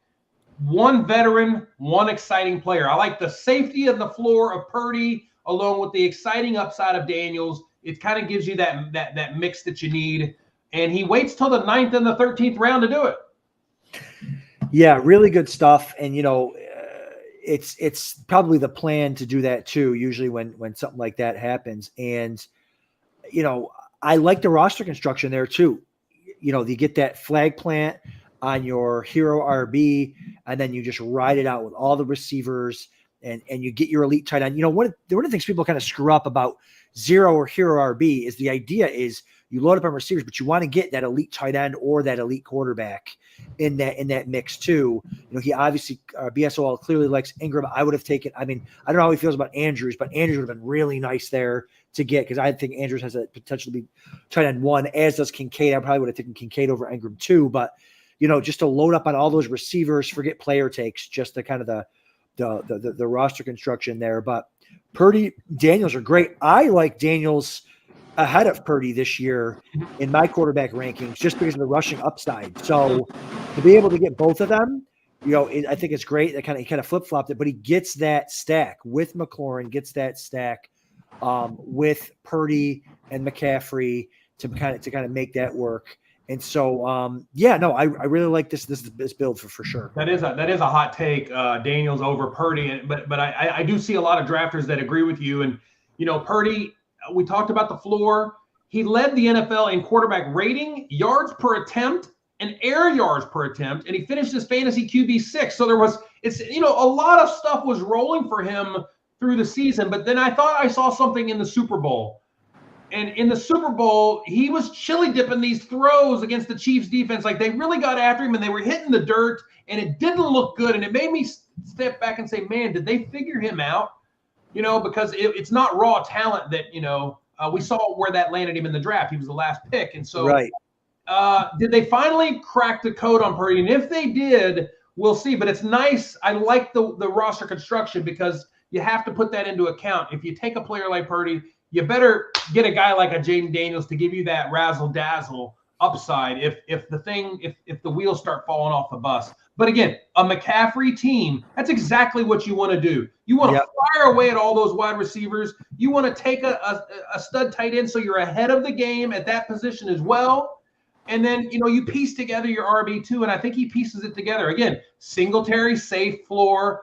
Trey Benson, exciting upside for down the stretch. Jaleel McLaughlin, exciting upside as a potential starter. Tyron Tracy, if things don't work out for Singletary, you've got another upside running there.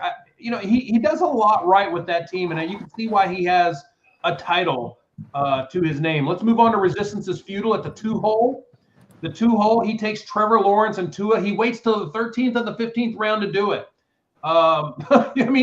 You've got quarterbacks for days in the 13th and the 15th round. Why would you ever take one early? Lawrence is supposed to have a better year this year. Tua had an amazing year last year. Things started to sort of regress a little bit at the end there. But let's take a look and see what he did with the rest of it. Tyreek, Nico, love that. Etienne, Andrews, love that. Pickens, Brooks, Sutton, Myers. Okay, you're starting to slow down a little bit here. You are a floor drafter in those middle rounds, the 7th and the 8th and the 9th. Brian Robinson and Cooks. That's 4 or 5 picks in a row. You're stuck in this floor rut. You're thinking about, I need a safety valve. Well, you got a lot of safety valves there. You got a lot of safety valves. Now maybe that's because he took what he perceived as a shot with the 6th pick in Brooks. Maybe he started to feel the pressure a little bit. Like I need some safety picks here. But again, is there anything wrong with Brian Robinson in the 9th? No. But your red zone is sort of compromised this year. You have Eckler losing you're losing the receptions to Eckler. You're losing potential rushing touchdowns to Daniels. But I still think you get a lot of running back value on 1st and 2nd down with Brian Robinson. Yeah, it's going to be interesting. It's kind of a roll. It's going to be a roller coaster. Nico Collins again is in the same position as like a DJ Moore, where you got a good quarterback, but what are you going to do? There's 3-4 weapons there that can catch the ball. Some weeks going to be great. Some weeks is going to be not so great. And so, when your third receiver is George Pickens, where it's like the offense is questionable, the quarterback's questionable, the coordinator is questionable. So I just think that it's going to be tough to start those 3 guys. Tyreek's a stud, obviously, but then, Sutton, there's just a lot of question marks. I really like Brooks this year, but he'll probably maybe start on the pup. You can just fill in Brian Robinson for the first couple of weeks. That'll be fine, but it's going to be tough. There's not a lot of upside guys here. Like you said, Jacoby Myers, I like Brandon Cooks, Darnell Mooney, but that's a 12th round pick. Wide receiver 70. I don't know how much we're going to expect out of any wide receiver that's picked 70th, but I don't love the player takes. I don't hate the build, but a lot of times, Mark Andrews is great to have on your team, but a lot of times when you look at your roster down, you're like, man, that tight end in the 4th round, I really could have used like another receiver there. I really could have used another running back there. And that's kind of how I feel when I look at this. But it's also about the names you had available at the time too. When you're looking at it, Mark Andrews is I'm okay with saying that's the play. Yes. Yep. I'm okay with saying that because again, you're talking about guys that just don't do it for you. And it could be any of those guys. They just don't do it for him. Whereas Mark Andrews, an elite tight end, gonna get you those points. Again, there is something happening in his middle of the round. I'd love to talk to him about what it was because he sort of had this nice balanced approach. Tyreek out of the gate, Nico in the 2nd round. By the way, are we all convinced that Nico is the number 1 there over Diggs? Because I have this, it's happened over about the last week and a half. For the last month, I've been Nico's the guy. We saw what he did in the playoffs. He's Stroud's guy, but I also feel a little Stroud is like kind of Tom Brady. He wants to make everybody happy. He wants to let everybody eat, and he has a lot of weapons like you talked about. Tank Dell, the Dalton Schultz at the tight end. He's got running backs now. He's got Mixon as a veteran who I think will have a top 10 season. I think Joe Mixon has a resurgence this year on an exciting team like Houston. But that's another story. But Stephon Diggs comes in, and for a while there, I've been like, I'm not feeling it. And now all of a sudden, I'm kind of like, is this a Tom Brady, Randy Moss situation where you get such a great wide receiver to come in, and it's like, okay, this quarterback. By the way, Diggs now has plenty of other weapons on the field to keep these guys off of him. Yeah. It's going to be very hard to double Diggs. They might try it in game 1. They can't. Or if they don't, they're going to get burned. Yeah. So they're going to find out really quick. Now that they got these 3 weapons, Diggs is going to get to do his thing. He's going to do Yeah, I completely agree. I'm interested to see. I know Ash on the clock. I'm interested to hear what Ash thinks about the Houston receiving corps. But I'm the same with you, man. I might take Collins in a situation where I'm going to stack. I know it's best ball. I'm going to stack all of the Texans, which I did the other night.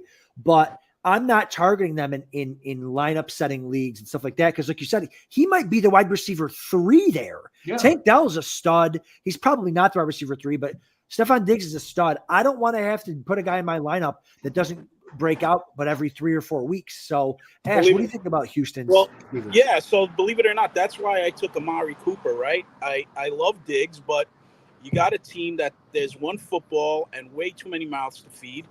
So I wanted a guy who was legitimate, the number one guy on the team. So I took Cooper. I know people are always like, hey, Amari Cooper, but when you look at his numbers, year in and year out, the guy goes over 1,000 yards, puts up touchdowns. If Watson can ever get back to where he was, great. But as far as the Houston Texans, I love the team. I think it was great that they got Diggs to help them become a legitimate top 5 offense. But it's going to be hell figuring out who that wide receiver is from week to week when you got to set up a lineup. Yep. So I like that's everything why, you said. Yep. And I mean, look, I probably would have taken Nico Collins first over Diggs if he fell to me in the right place. But I almost said to myself, the only person I want from that offense is Stroud, because he's going to be throwing it.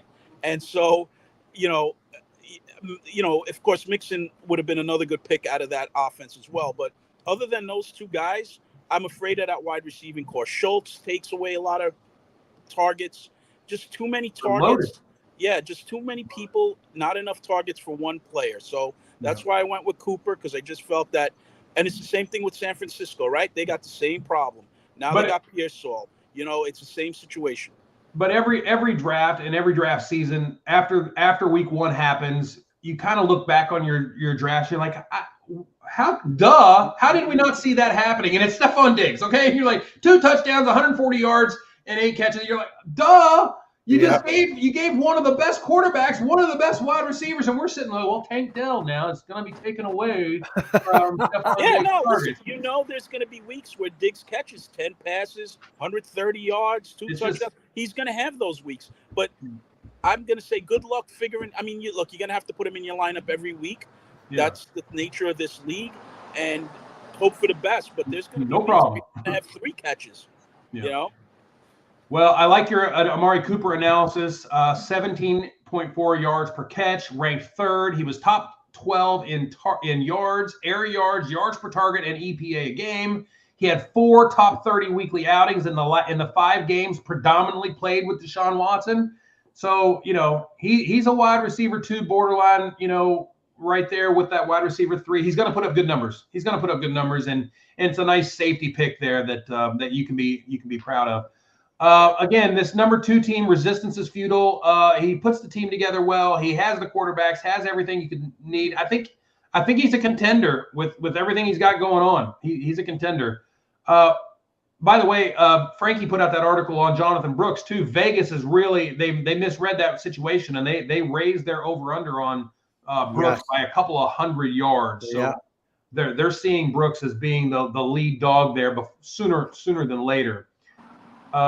Let's talk the 3-hole say hey kid. That's Jerry Bryant. He takes the Josh Allen and Dalton Kincaid stack. He has Lamb, Neighbors, Devonta Smith, Jameson Williams, who everybody says is the camp star right now. Marvin Mims, Jalen Polk. A lot of wide receivers there. Ramondre Stevenson is the RB1 in the 6th round.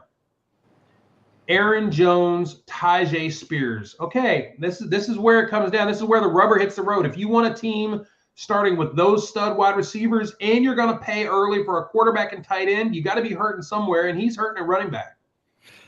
Yeah, he's hurting at running back, but listen, you could do worse than Ramondre Stevenson, Aaron Jones, Tyjae Spears. We'll see what happens with Tony Pollard, but takes the detour for your sleeper pick, Jameson Williams. Love that pick.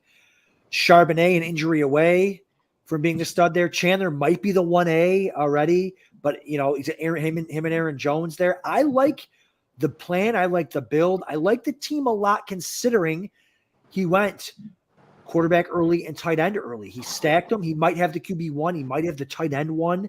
And so we'll see. But I like how it ended up working out for him. You can see he's got a plan there. Injuries happen to running back all the stinking time.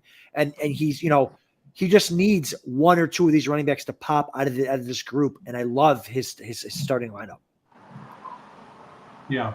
That Zamir White, Ramondre Stevenson, that was interesting. I often look at it and I'm saying, okay, how would it have felt if Zamir White was there? Would I have taken him over Ramondre? And I think I would have in a PPR league.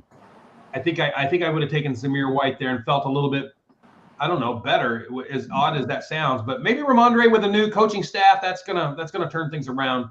Good job, Jerry Bryant. We like the squad. It's very hard to win in a league. Again, the top 4 teams last year did not take or even attempt to try to take a quarterback and tight end early. It's very hard to do in this format when you have to start 2 running backs, 3 receivers, a tight end, and 2 flex. It's just very, very tough to do to survive that gauntlet stretch. Yeah.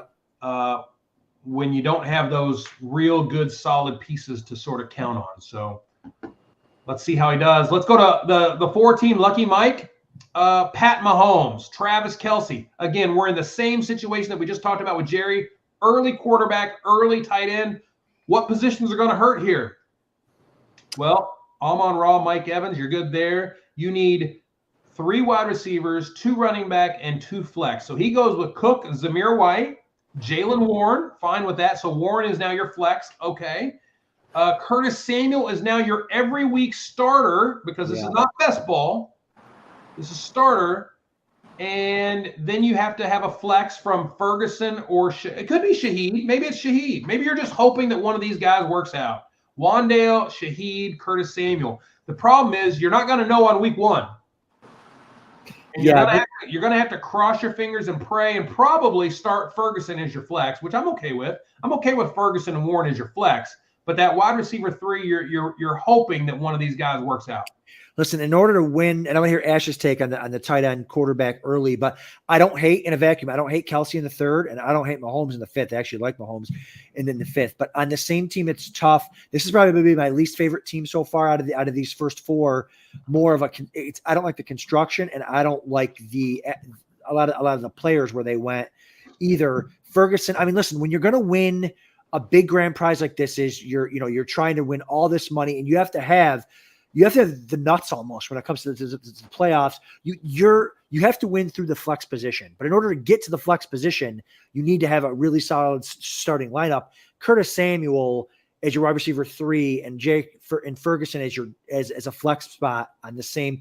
It's going to be really, really tough. Obviously, there's turnover, there's injuries, there's waivers, but I just don't like this start for Lucky Mike. Yeah, I think in this particular format that you guys run, which is really one of the more challenging out there because I play in a lot of leagues, you gotta have 4 wide receivers that you can start every week, and then your flex, you hope you can get another wide receiver or big running back because you can't go into it with just 2 wide receivers in the case of that team and then hope that somebody else comes through for you. I mean, Travis Kelce, obviously, in the start every week. Cook, great. I do like Mahomes this year. I think he's going to put up some big points. So I like that pick. But, and I'm a guy who really rarely drafts quarterbacks early. So for me, in this particular league, you got to get your wide receivers. And I know you guys talked about it early in the draft about how you feel you have to take them. Well, you do. I think in this league you have to because when it comes down to setting up your lineup every week, that flex is super important. Yeah. And you have to get it right. But I think he's got the flex. Even with Ferguson, that's one of the rare plays that I think works as a flex is a Ferguson type play. He's safe. He's got a safe floor. They didn't bring in any competition in Dallas. 71 catches last year, 760 and 5. I mean, there's a case to be made. He even beats those numbers this year. I don't think he regresses on this team. So I think it is a safe flex. The question is that flex 2 or that that wide receiver 3 spot. You're not going to know on week 1, and unfortunately, there's no free looks for you. Maybe if you had a Chief or a, a Raven, maybe. Yeah, Something like Reishi, that. like I would have, in that team, I probably would have went with the Reishi Rice somewhere. Yeah. If we could have got him. Because like you said, Ferguson's a great tight end and he's going to put up numbers, but it's hard when you're tight end. I did it in one of the Red versus Blues last year where I took a tight end, two tight ends pretty close to each other and used one as a flex. And I think it worked sometimes, but that tight end position is so hard sometimes, and I'm now a believer in trying to get that top 5 tight end so that you don't have to worry about the position every week. He has 2, which is great. But like you said, that third receiver position with Buffalo's team especially, you don't know from one week to the next. It could be Keon Coleman. It could be Curtis Samuel. It could be Shakir. It's going to be a week-to-week thing where he's going to have a tough time filling out his wide receiver position for sure. But that's all right, too, because Samuel was a wide receiver 4 for Washington in both years of the last 2 years. So there's a good case to be made that he could be a 3 with Josh Allen. So, it can work. It just has to – everything has to sort of make right. Mr. Stink, Andrew Palermo, one of the top players here. Let's see what he does. Anthony Richardson at quarterback in the 7th round. That's your stud. You go Breece Hall, Kyron Williams, Pittman, Kirk, Reed, Addison. There's your flex. Adunze, I love that flex. There's Brian Robinson. Here's Chase Brown. Okay, he fires away at 6 running backs to sort of shore this up and have some options. Did you get Braylon Allen? Yes, you did. You got Breece Hall's backup, who actually looks like a starter if something were to happen to Breece Hall. And then at tight end, you punt on tight end. Why? Good God, why? Why would you punt on tight end all the way down there? Because you believe in Ben Sinnott? Okay, maybe that's your answer. But, I mean, I don't like those options at tight end. If I was going to wait that long, man, I want somebody with some super high upside. Maybe he was going to plan on taking Isaiah Likely in the 17th and he got snagged. Even Jatavian Sanders, somebody with some huge upside. I want something to maybe break out of this rut because you have everything covered. You just forgot your tight end, man. Now is Ben Sinnott? No, by the way, we just had last year Sam Laporta in the 18th round become tight end 1. Ben Sinnott, it could happen, but he doesn't have the Lions offense. But yeah, it could definitely happen. I don't think it will, but. Yeah, it's just an interesting build. I like building teams kind of similar to this and just saying, hey, listen, I'm going to take all these running backs, and if one of the starters gets hurt, now 2 of these guys, he's handcuffing his own guys with Jalen Wright and Braylon Allen. I actually like Jalen Wright a lot there in Miami. I'm sorry, he doesn't have HN, he's Kyron. But, so you get one injury away from having a really stud, a running back on a really good team. Chase Brown, if he's the running back for the Bengals, Jalen Wright if he's the starter for Miami. So, but I don't love the Anthony Richardson and then a very injury-prone quarterback. He was injured in college too. And then Will Levis as your backup. If I'm taking Anthony Richardson, I'm taking a backup with a little bit more clout. I mean, even if you got a guy like a Jaden Daniels or a Trevor Lawrence 5 or 6 rounds earlier or a Tua or something like that, I think that would have been my route for that. And then to punt tight end for no reason. You could have had so many options. You could have turned and taken a tight end earlier in the 11th round. You could have gone Goddard or Freiermuth, or even Bowers. Those guys fell. I don't know if they fell, but they were right in prime spot there. Goddard's such a great pick. Musgrave was not a bad pick, though. I do like Musgrave. I like Musgrave. I agree. I agree. But Ash, what do you think? Yeah, so like I said, I mean, he did good with the running backs that he took late, and he was one of the guys that kind of sniped me a little bit in that position. So, obviously, he built a running back room that if somebody gets hurt, he's got the backup for him, and that was a kind of good move on his part. He's got a good build. He's got his starters in place. Anthony Richardson, I do like, but it's like you said, he should have came back with a sure thing quarterback later on. Somebody, even if he came back and took, say, Jordan Love, who went later, that would have been a great, option for him because I like Richardson, but I'm so worried about him getting hurt again. So, it is a tough build when your next quarterback up is Will Levis, and you got to hope that he can build on what he did last year. And even keep the starting spot. I mean, he was so bad last year outside of that one game. Yeah, I mean, it's all about the running for Richardson, and he was doing, you can see he's got the talent. So, if he builds on that, great. And he's going to have a team that if everything works for him, it's going to be a good team. But it's a tough build when you got to depend on Richardson and no tight end. You got to hope. I think Musgrave is going to be his starter. I mean, Sinnett is a nice player, but he's playing on a team that was kind of offensively challenged. So we'll see what happens. Yeah. Let's just move on. I mean, look, the tight end, it could work. It's just one of those things that on that running back run there where he went running back for 6 straight rounds. I mean, there were plenty of opportunities to take one. Yeah. I don't care if you love it. You don't have to love your tight end in the 12th or the 13th round. Don't tell me that, well, they all went crazy. Okay, they all went, but there's plenty of them for you to just pick one. Just pick one, and at least you have it. That's what you have to do there. Mr. O, Burrow, Chase, Barkley, Debo, Mixon, Higgins. I mean, he's got the Bengals stack. He's got a lot going on there. He even has Bengals from last year on there. David Montgomery, Kittle, Lockett, and Njoku. All right. He's got pretty much everything you need to make it through the gauntlet. Yeah, I like this team a lot. It looks like best player available type of thing. Like, no, like, hey, hero, zero, no, early. They just took the best player available, Mr. O. Chase, Barkley, Samuel, Mixon, Higgins. I had nothing to really complain about that. Gets the stacks for sure, which is great. I like David Montgomery, Kittle, Lockett, and Joe. Can't really complain about any of this stuff. Nice, solid build. BPA gets some tight ends. Tight end 8 and Kittle, he could smash. I like it a lot. Yeah, good team. Definitely a team that's well stacked. Really good build. Same thing if that's stacked. And look, Cincinnati's always going to have a good offense. So that they're going to put up points every week. So that's a great build for him. I love the Montgomery pick. Last year until he got hurt, he was unbelievable. And I think, again, they come from a team that puts up a lot of points. And they love to run the ball in the red zone. Yep. And that's not going to change. Kittle, Njoku, he may have a hard time picking who he's going to start in that case, unless they're going to be a flex. Very good team, man. A very good team. Herbert that he got late. I mean, look how far he got Herbert. Great backup.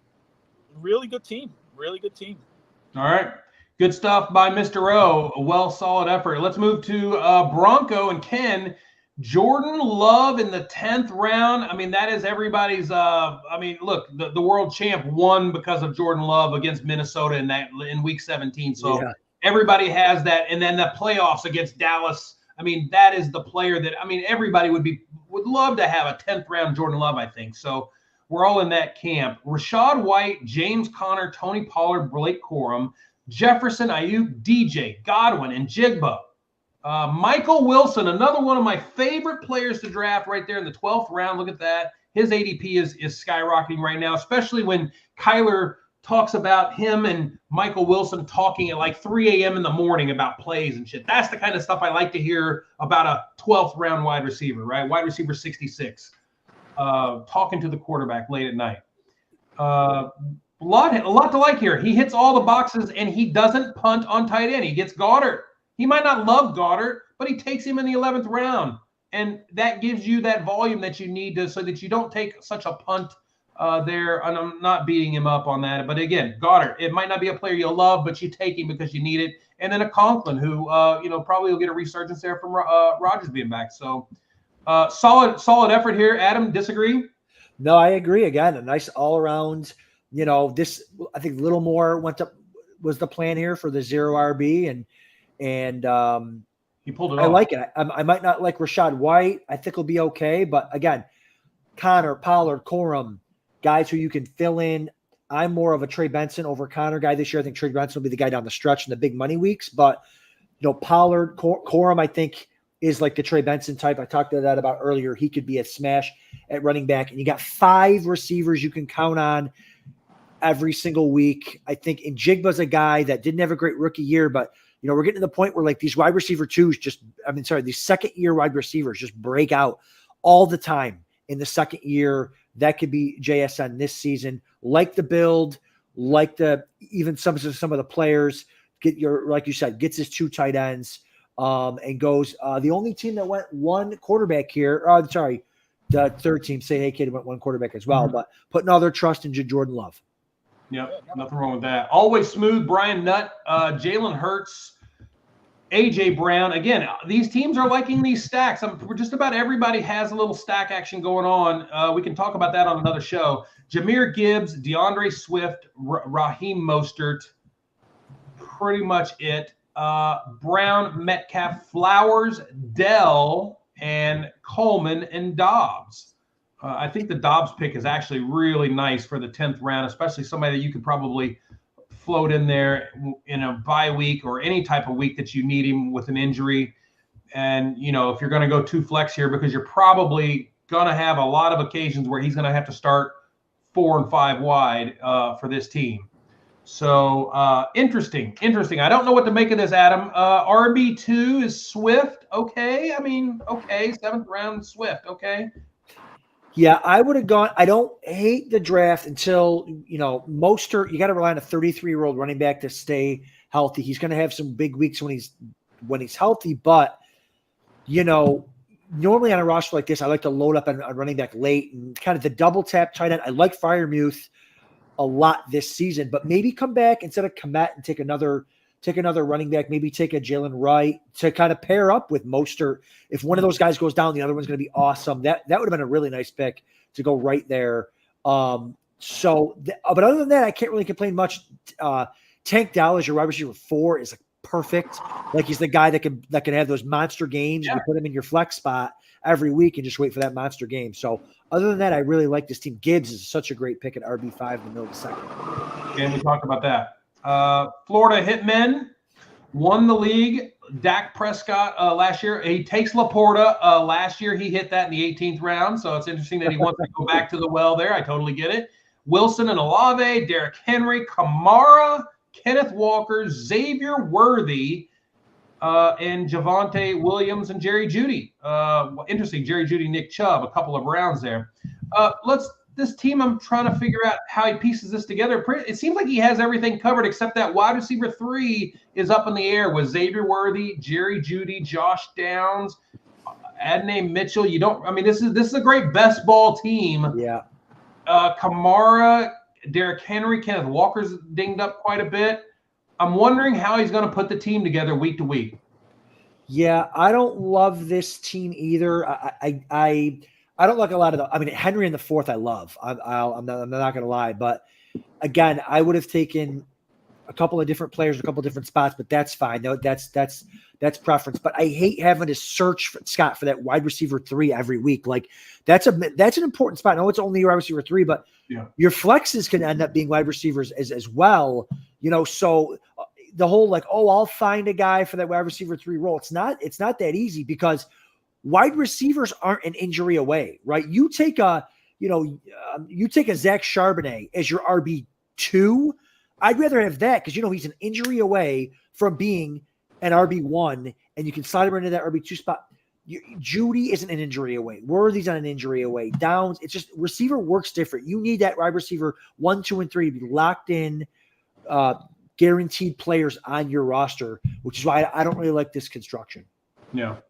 I would have taken Hopkins there instead of Worthy personally. I think that was the move for him to take Hopkins because, that spot, Worthy, you just don't know. He's a rookie. Again, on a lot of mouths to feed. That's a tough pick right there for me. Yeah.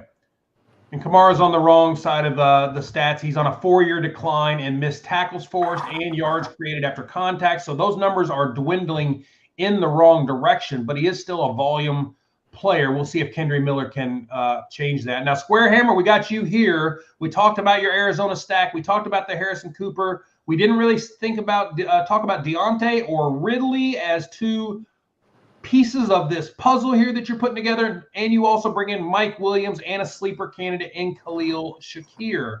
Lastly, you have Hawkinson. Again, these are nice picks that are swing for the fences. They don't have to be there in the first half of the year, but if they're there in the second half of the year, your team is set for a ride. Yeah, I mean, I loved getting Deontay there. Again, he's going to be the number one option, I think, in the offense. Calvin Ridley, hope that with that team he can put up some big numbers. That was kind of a little bit more of a speculation. I like the 3 wide receivers I took later. One of them should hopefully work out. And then Hawkinson, I think that's the pick that, if he comes back, he could be the guy, and then, I had to take some running backs. I definitely think Deontay Foreman is going to be getting a lot of the carries early on until Chubb comes back from that gruesome injury. So, I took Jalen Hyatt, hoping that year 2, another one of those year 2 wide receivers that they've been talking him up at Giants camp. They need somebody to catch the ball. Obviously, they picked, the rookie. And definitely a team that has some real upside and some questions. I ain't going to lie. There's some questions on my team. And I think every team has questions. It's impossible to pick a perfect team now with the league that we're in and all these guys who have been doing this for years. So I like my team, like every year, you got to hope for the best. Gus Edwards, a lot of mouths to feed. Najee Harris, he has a timeshare now with Warren. Nothing wrong with Najee, man. Yeah. So I like my team. I think I got a real shot. I made out of the 3 last year, I made the playoffs in 1. The year before that, in this red versus blue, I think I came in, made the playoffs in 2 of the 3 leagues. I like to do the red versus blue, as you know. A lot of strong teams in this draft. Yeah, the Najee pick is just there's a couple of numbers that aren't right where they need to be. The receiving yardage has been dipping. The yards per carry isn't where it needs to be, but it seems like he's a physical specimen. So I think, Warren has been out playing him, but they're making a good 1-2 punch, and he still had like 250 carries. So you're getting a lot of volume there. So Ash, it was great having you on the show. Thank you for helping analyze these teams with us. And we're going to hit these last 2, and good luck with this league, man. Thank you, brother. I appreciate you guys as always, and maybe see you in the next one. That's right. You got it. All right, Ash. Thanks, buddy. Take care. Yeah, we got 2 teams left, Adam. This draft actually it finished so fast. We weren't prepared to do the team breakdowns, which we always like to do as a courtesy to the drafters, because that's why you're here. You want to see what we think of the team, and we're gonna give it to you. We're gonna shoot you straight. So let's finish up strong here, man. Lawrence Curtis, the Red Zone Raiders. This is him and his son, by the way. So I love how that the father son combos work in fantasy. It's a great time, and let's see how they did. C.J. Stroud in the 8th round, Jared Goff in the 13th. I mean, you're beasting, you're flexing at quarterback. Pacheco, Achane, Ford, and Kendre. Nakua, London, Marquise, Hollywood Brown, one of my favorite wide receiver 3s, and Christian Watson, which I still don't know what to make of this dude. Josh Palmer, Jermaine Burton, and Malachi Corley. Brock Bowers, and Kyle Pitts. There's a lot of pieces here. There's a lot of upside here. How does it all fit together as a puzzle for Adam? This is my favorite team, Scott. I've had my eye on this. I've had my eye on this team since Achane in round 4, which is funny because you can tell that Red Zone doesn't even like Achane because they wouldn't have passed on him, at the end of the 3rd. But my God, I mean, at the 402, I realize it's not a running back heavy format here, but that's such a great pick. I love Puka. I love London. I love the build, and I love the actual players here. Pacheco might be a little early. I mean, the perfect draft for me would have been Henry over Pacheco, and so Henry and Achane to me would have been the team there. But I love the Marquise Brown, the Watson, the Pitts. I'm a big Pitts guy. This is the year, just like Drake London. Everything you have to say positive about Drake London, you got to say the same thing about Pitts. Stroud talked about him earlier. QB7. I really like this team. I know you're a big Palmer guy. I think so. Burton upside receiver there, handcuff type of receiver. I really like this team a lot. I think they knocked it out of the park with their build, top tight end, a top quarterback, and loading up and getting great value at ADP there. So I really like this team. Yeah, there's a lot to like. There's a lot of pieces there. Everybody's down on they've been down on Kyle Pitts' career, but he still has that 1,000-yard season that he had in And I think he's like 22 or like 23 or something. He's so young. Oh yeah. He's so young. We're hard on these guys. We want them right out of the gate. We want Sam Laporta's right out of the gate. Yeah, and he had 1,000 his rookie year. So yeah. If this were last year, I would be all aboard the Christian Watson train at 6'2", but I think I prefer a couple of those other receivers there. But again, you're talking about an optional pick of a wide receiver 4. The team construction and the way he went about this thing. Sometimes I like to be in the back end of this draft. I just see all these options almost at every pick. Like you just mentioned, Pacheco, Henry, A-Chain. Every one of these rounds, it seems like the back end of the draft is where I want to be, in the middle or the back. I don't like being in the front. And I know in our industry drafts, we both drew the 2 pick in both of our industry drafts. So it's like, hey, great. I know. Right?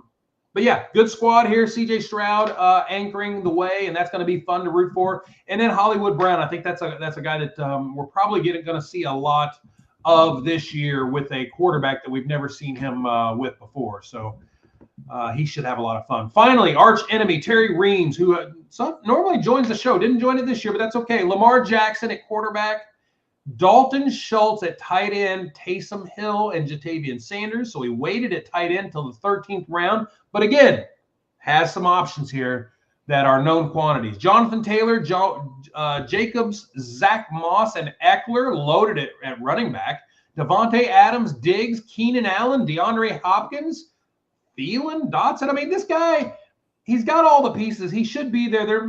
You could say there's a little bit of an ageist issue here going on, right? That's right. There's an ageist thing going on where it's like, all these guys are known quantities. If they can continue to produce, which I know that some of them probably won't, they all should have decent seasons. I don't see any record-breaking resurgencies out of here, except for Diggs, who I said I'm on record of maybe there's something special there, and we just don't know, and we're asleep at the wheel.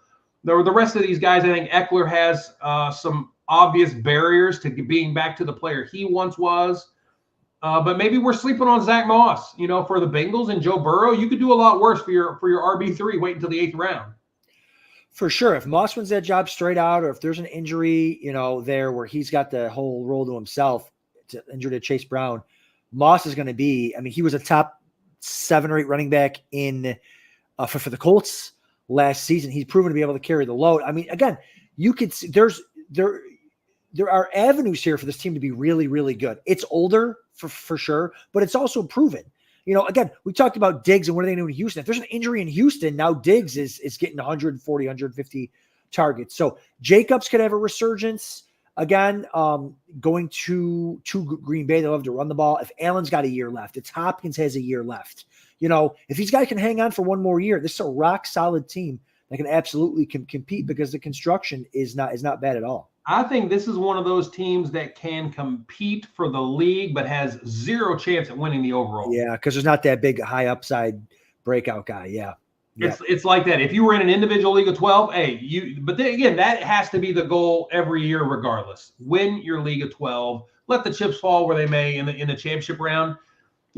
And maybe you could do that. You can pick that up with waivers, like guys did last year, getting Kyron Williams in through Fab. This is June. We're in June. There's going to be some players that aren't drafted today that are going to be difference makers, come September. Adam, this was so much fun, dude. It's good to be back with you and good to have you anchoring the show. Love what we're doing here at FullTime. Love what we're doing at the FFWC and Circa. There's 2 more red versus blue drafts coming up. RVB2 is in the lobby. It is July 12th, and RVB3 will finish it up just as we get ready to head into the busy season, July 19th. Two back-to-back Friday nights, July 12th and July 19th. It should be a lot of fun. Dude, I am so excited to do these. It's funny. I was thinking earlier in the week, I'm like, man, when is the red versus blue? And I go and I look, I'm like, oh, I think it's this Friday. So thank God Roy reminded me too. These are the best. And listen, we were just talking today. And I know a lot of these guys. I'm so excited for Vegas this year. I was talking to you on the phone today, like, man, where are we watching the games on Sunday? What's the vibe on Thursday night? the best Thursday night party in Vegas, the food, the drinks, the people. I am so fired up. I got my plane ticket. I'm ready to roll, and I'm ready to drop some big money on a Sunday viewing party too. So let's do this, man. I love it. Mortal enemies, Bills and Jets, though. We're going to have to turn it to the Green versus Blue podcast or something. I don't know. That's right. That's right. All right, man. Good to see everybody. We'll see you guys in the draft lobby. Thank you, Roy, for helping out on the draft. Thank you, Emil, for being in the chat. And buy the Pro Forecast magazine. It hits stands next month, July 2nd. July 2nd. It hits newsstands everywhere. Can't wait. I'll be there. All right, guys. Have a good one. Peace.